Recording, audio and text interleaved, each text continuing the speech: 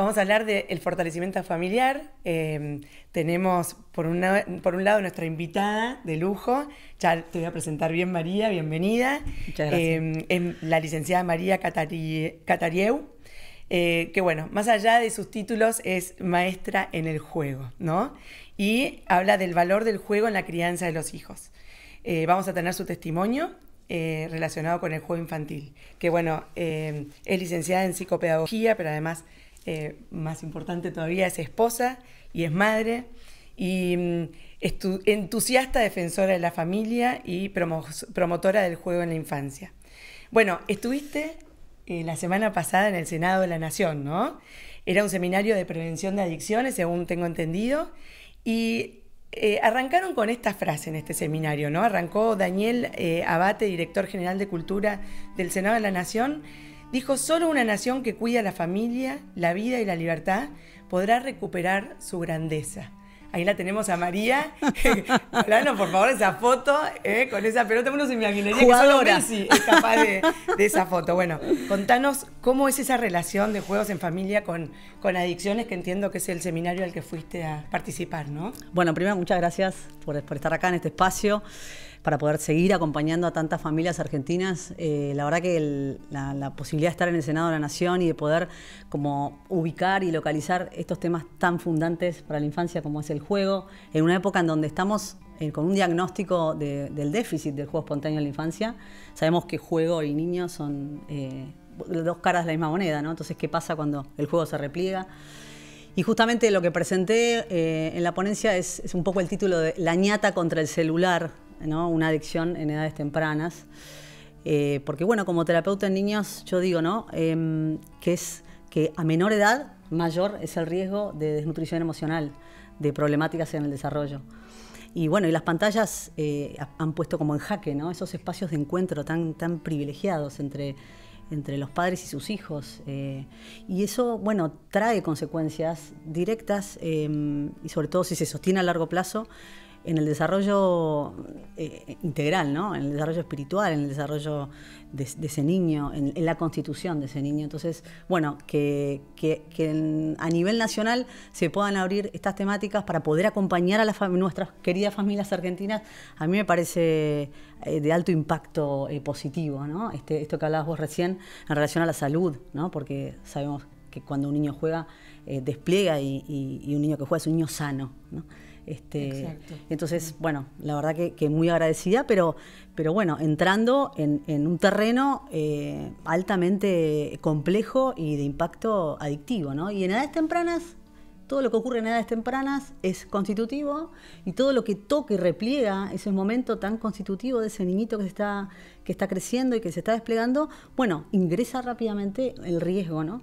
Entonces ahí nosotros como terapeutas en salud y en educación, yo como psicopedagoga clínica, la verdad que muy agradecida de que estos espacios y de que estas temáticas estén en la agenda y tengan un impacto a nivel nacional, ¿no?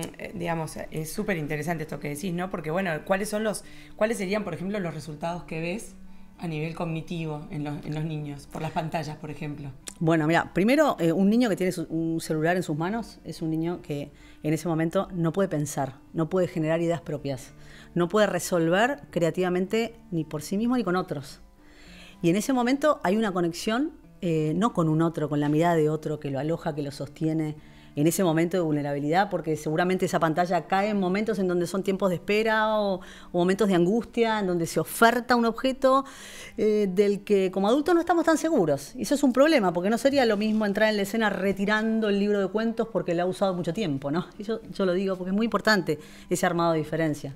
Entonces, a menor edad, las problemáticas tienen que ver con ese momento de despliegue de ese niño, de despliegue con el otro, constitutivo del desarrollo, esto que decías vos desde lo cognitivo. En ese momento ocurre también como un shock de dopamina, en donde por esas tres características que tiene el celular, del movimiento, el brillo y la continuidad, tiene como el mismo efecto que cualquier sustancia adictiva. Es complicado, es complejo. De hecho, los creadores de estas apps y bueno, sabemos, ¿no? Esto no es algo que lo digo yo, no permiten que sus hijos tengan el celular en edades tempranas. Y eso nos tiene que, de alguna manera, ¿no? Tiene que causar cierto efecto en nosotros. Dar la luz de alarma, digamos, por lo menos. Y por supuesto, ¿no? Y eso, bueno, son las cuestiones como más obvias, ¿no? De este impacto, este alto impacto de las pantallas en edades tempranas.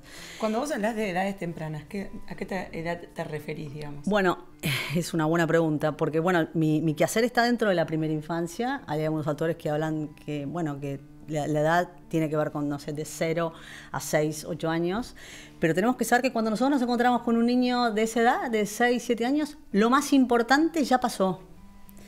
Lo más constitutivo, esa construcción de su yo, de todas las áreas, ¿no? Lo cognitivo, el lenguaje, todo el proceso de psicomotricidad y toda la constitución subjetiva, ese niño que va construyéndose con el otro, ya ha ocurrido. Entonces, es un momento muy primario y muy fundante.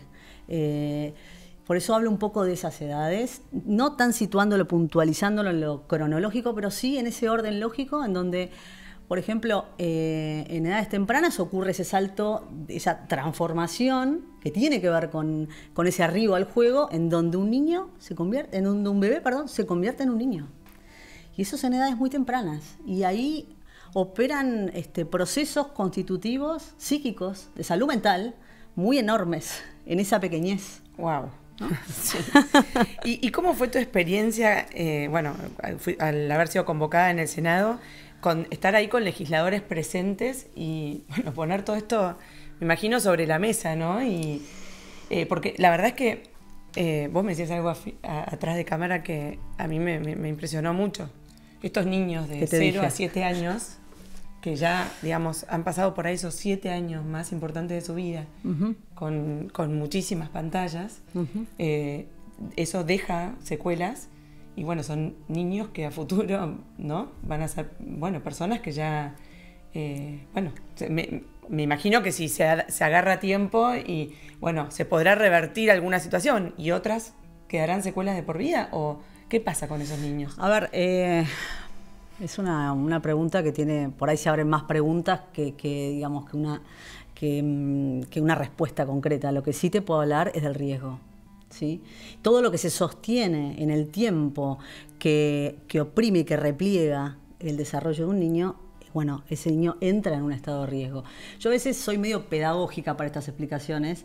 Yo siempre digo que en edades tempranas el desarrollo de un niño se va como abriendo como un gran abanico, ¿no? En donde todas las áreas van como tintineando unas con otras, se van tocando y desplegando como un gran abanico, ¿no? Y es así como cuando la mamá está con su bebé pequeño, con su niñito, y entran en juego y por ahí tira la taza, ¿no? Y están ahí, y empieza a llamar a la taza y ahí se le activa el lenguaje, y entonces empieza a moverse porque la quiere atrapar y se activa todo su aparato psicomotor, y entonces empieza por ahí a tirar del mantel, ¿no? Porque al principio los medios están separados de los fines, pero después se da cuenta que empieza tirando del mantel y alcanza la taza, ¿no es cierto? Entonces vemos qué interesante, qué magnífico, perdón por la pasión, pero cómo el despliegue, el desarrollo se abre como un gran abanico que lo traje hoy. Así que, me encanta. Si la cámara me toma... Sí.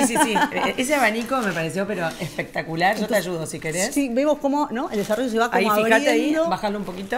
A ver ahí. Yo estoy acá atrás, acá abajo, Mira. Abriendo y desplegando. A ver, voy a pasar por acá atrás, abriendo y desplegando como un gran abanico, ¿no? Pero o tapame a mí si querés. Así ahí está. Podés explicar vos mejor. Te tapa vos. Ahí estás atrás del abanico. ¿No? Cómo se va abriendo y se va desplegando. Cuando un niño juega, tiene su desarrollo abierto y desplegado. Pero lo que tenemos que tener en cuenta es cómo ese abanico, cuando el juego entra en repliegue y ese niño sigue creciendo en meses y en años. Yo lo tengo Me dicen que lo dejes un poquito más. Un poquito más que lo deje, bueno. Cuando es en desarrollo, ¿no? Con esto que estamos hablando, entra en riesgo temprano, mirá lo que pasa con el abanico, ¿no? Con ese juego, entra en repliegue. Esto es un despliegue y esto es un repliegue. ¿Y qué pasa con ese bebito? Sigue creciendo, en meses, en años, ¿no? Con su juego en repliegue. Porque lo contrario al juego, lo que yo digo que es muy importante, lo contrario al juego no es lo serio. Lo contrario al juego es el malestar, es el síntoma que va haciendo un niño, ¿no? En esos tiempos tempranos, con su juego en repliegue. ¿cierto? Por eso me parece muy importante, muy Tremendo. didáctico. Ahora dejo el abanico por acá. No, y me gustaría, sí, pero para volver a esto, que entiendo que vos lo explicaste, lo pudiste explicar en el Senado. Sí, dejo acá el abanico conmigo. Digamos, esos legisladores que estaban presentes, ¿no? ¿Cómo se puede regular todo esto? ¿Cómo se puede, desde las leyes, ¿no? Porque yo digo que qué importante es poder estar en contacto con las personas que crean esas leyes para poder, no sé... operar un cambio, digamos. Exacto. ¿Sentiste que hubo recepción? Y primero lo que yo sentí como el impacto fuerte cuando termina la ponencia y la sesión, el seminario, como mucho acercamiento en relación a haber como tomado más conciencia, ¿no? Y ahí hay que como localizarse, porque el adulto es el que es el responsable, somos nosotros. La relación de cuidado es asimétrica, ¿no? Total. Entonces, todos los adultos, desde su lugar en el mundo, desde el pedacito de granito de arena que nos toca, bueno, ¿de qué manera acompañar un crecimiento y un despliegue sano? Acompañar a ese niño, esa familia. No solamente puede ese niño, es con esa red familiar, ¿no? Que lo sostiene y que lo acompaña, esa mamá, ese papá, esos hermanos, ¿no? Bueno, ¿cómo acompañar? Y yo lo que veo en el consultorio también, y esto lo decía atrás de cámara en el seminario, con todo el público presente, digamos, como vos decís, los legisladores, digamos, todos aquellos los que están como más a mano de poder realizar alguna acción. Es que yo a los padres hoy en el consultorio los veo con dos cuestiones al mismo tiempo. Primero, con mucha más soledad que en otros tiempos. Esa red familiar, te acordás de tíos, abuelos, ¿no? que estaban como más a mano, que te hacían como el colchón, ¿no es cierto? En los tiempos de crianza, en esa vulnerabilidad de esa mamá y ese papá, en tiempos en donde están ¿no? poniendo el cuerpo y el corazón con sus hijos, esa red. Y los veo más solos, ¿no? Y al mismo tiempo los veo con muchísima información, con una vorágine y con un twister de información que los marea. Entonces, qué importante es poder escuchar a esa mamá, escuchar a ese papá, porque atrás de toda pregunta de una mamá o de un papá hay sufrimiento, hay preocupación. Entonces, ¿cómo podemos detenernos? ¿No? Y yo creo que esto del seminario fue una oportunidad de detenernos a pensar entre todos, ¿no? Y a ver, yo tengo algunas puntas de algunas acciones que estoy como armando y presentando en el Senado. Bueno, vamos a ir viendo cómo el efecto patito, digo yo, o el sapito, ¿viste? Cuando tirás la piedrita en el agua, bueno, cómo va entrando en resonancia, no sé si es interesante. Bueno, además, sobre todo, con el abanico que vos mostraste, obviamente todo lo que puede desplegar un niño cuando hay juego. Exactamente. Y todo lo que sucede cuando no lo hay. Entonces, es importante promover que haya ese juego, ¿no? Que dejó de haber, porque siempre, en realidad, siempre lo hubo. Quizás es el momento de las pantallas, el momento, vos me decías por ahí atrás de cámara también, el momento de la pandemia, ¿no? Que generó como ese antes sí. Y ese después. María, ¿qué pasa con un niño cuando juega solo? ¿Es bueno que juegue solo? Es una pregunta que me hice siempre. Mira, la posibilidad, la capacidad de que un niño arribe a su propio juego es porque primero ha sido jugado por otro, por esa mamá, por ese papá o por esa red familiar. Este acto creador, este arribo de ese niño, tiene que ver con una complejidad, con una riqueza enorme de su crecimiento, ¿no? Y esto no ocurre porque pasa el tiempo. Esto ocurre justamente porque hay un otro que habilita esos espacios, esos tiempos, ¿no? Hoy están apachurrados, ¿no? por las velocidades que se le inflige a la infancia, por los tironeos y por las pantallas, por supuesto, y bueno, por un montón de cuestiones de cada familia. Pero la capacidad de un niño de jugar a solas, hablaba Winnicott de esto, ¿no? Un pediatra inglés, bueno, era un campeón, él decía que era toda una complejidad, ¿no? Y me parece que ya estamos... Espera, ahora, no, seguí. Okay. Sí. No. Todavía no, parecía que nos íbamos al Zoom, pero todavía no. Bueno, y esta capacidad de jugar solo en realidad es un gran logro, es un gran arribo, ¿no? ¿Por qué? Porque ese niño está tomando entre sus manos un objeto y lo está dotando de un todo nuevo, ¿no? Y este cacharrito pasa a ser un sombrero, ¿no? Y ahí hay como una complejidad, ¿no? Una transformación, un acto creador. Produce, un niño que juega produce, despliega. ¿Y qué rol juega el aburrimiento en todo esto? Es uno de los 3 grandes permisos para crecer.